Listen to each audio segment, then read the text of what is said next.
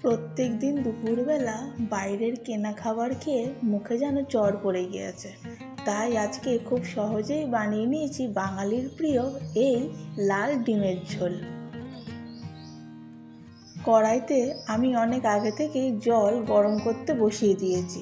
এইবার আমি ডিম সিদ্ধ করে নিয়েছি। ডিম সিদ্ধ হয়ে গিয়েছে। এবার আমি একটা ঠান্ডা জলের পাত্রে ডিমগুলো তুলে রাখছি। এইবার আমি ডিমগুলোকে ভালো করে ছাড়িয়ে নিচ্ছি। ডিম ছাড়িয়ে নেওয়ার পর ডিমে যাতে খুব ভালোভাবে মশলা ঢোকে সেই জন্য আমি ডিমের খোসা দিয়েই ডিমের গায়ে এরকম করে 4 থেকে 5খানা চিড় লাগিয়ে নিচ্ছি। এই চিড় লাগানোর জন্য ডিমে কিন্তু মশলাগুলো খুব ভালো করে ঢুকবে। এবার আমি লবণ আর হলুদ দিয়ে ডিমটা ভালো করে মাখিয়ে নিচ্ছি। ডিমের ঝোলের এই লাল রঙটা কিন্তু খুব সহজেই আমার এসে গেছে। এখানে কিন্তু আমি কোনো রকম ফুড কালার ব্যবহার করিনি।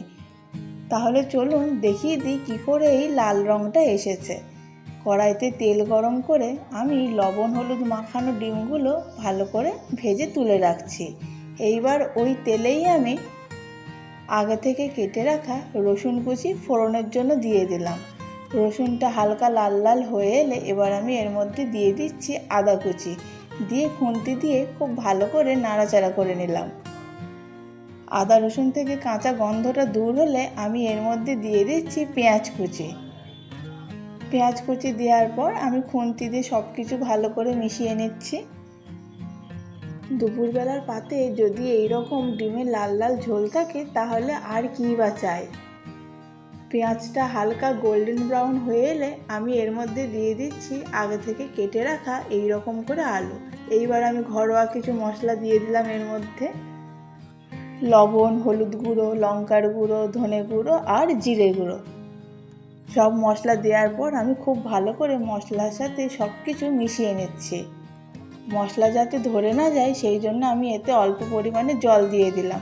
দিয়ে খুন্তি দিয়ে ভালো করে নাড়াচাড়া করে নিচ্ছি। আস্তে আস্তে খুব সুন্দর কিন্তু লাল রঙটা আসছে। মশলা যত কষাবো এর থেকে কিন্তু লাল রঙটা আরও ভালো করে বেরোবে।